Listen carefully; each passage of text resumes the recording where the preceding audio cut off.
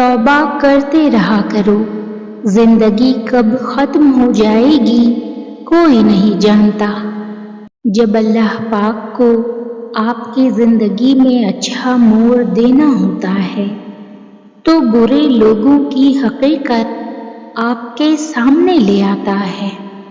ہمیشہ اپنی چھوٹی چھوٹی غلطیوں سے بچنے کی کوشش کرو، کیونکہ انسان پہاڑوں سے نہیں پتھروں سے ٹھوکر کھاتا ہے۔ کامیاب تو وہ ہوتا ہے جو غم میں مسکرانا اور دولت کے بغیر خوش رہنا سیکھ لیتا ہے۔ کسی کا دل مت دکھاؤ، چاہے وہ معاف کر بھی دے پر بھولے گا نہیں۔ کسی کے ساتھ غلط کر کے اپنی باری کا انتظار ضرور کرنا۔ کسی کا دل اتنا مت دکھاؤ کہ وہ اللہ کے سامنے تمہارا نام لے کر رو پڑے۔ اگر کسی کا آنسو تمہاری وجہ سے گر گیا تو روز محشر اس کے قرضدار بن جاؤ گے۔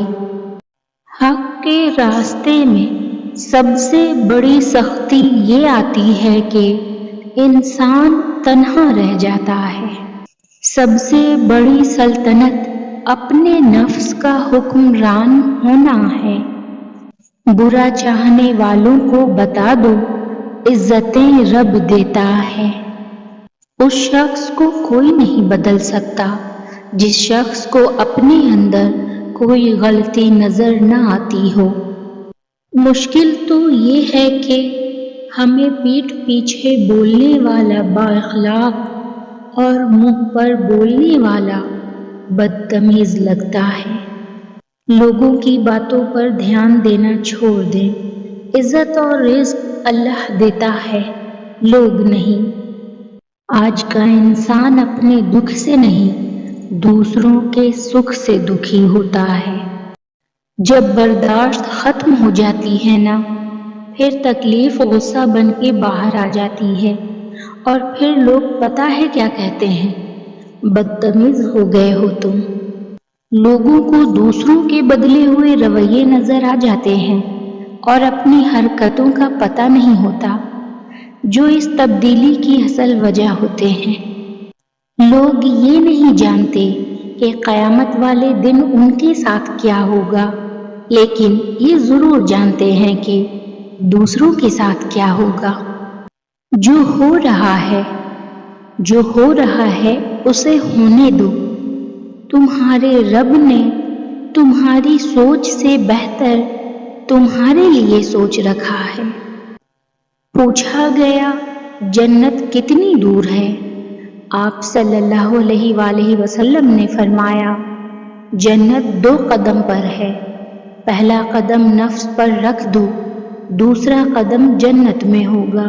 حضور صلی اللہ علیہ وآلہ وسلم نے فرمایا میری امت کے تمام لوگوں کے گناہ اللہ بخش دے گا سوائے ان لوگوں کے جو گناہ کر کے لوگوں کو فخر سے بتائیں کہ ہم نے یہ گناہ کیا ہے۔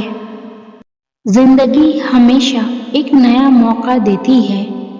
آسان الفاظ میں اسے آج کہتے ہیں۔ تمہارے نفس کی تربیت کے لیے اتنا ہی کافی ہے کہ تم ان چیزوں سے دوری اختیار کرو جو تمہیں دوسروں میں بری لگتی ہیں۔ مثال دینا اور مثال بننا 2 الگ باتیں ہیں۔ مثال دینا آسان ہوتا ہے اور مثال بننا مشکل۔ اگر تنقید ہی کرنی ہو تو نرم لہجے میں کریں، کیونکہ نرم لہجہ ضمیر جگاتا ہے، جبکہ سخت لہجہ انا کو جگا دیتا ہے۔ تنقید سے پہلے تحقیق، الزام سے پہلے ثبوت اور اختلاف سے پہلے دلیل رکھنا اعلیٰ ظرف کی علامت ہے۔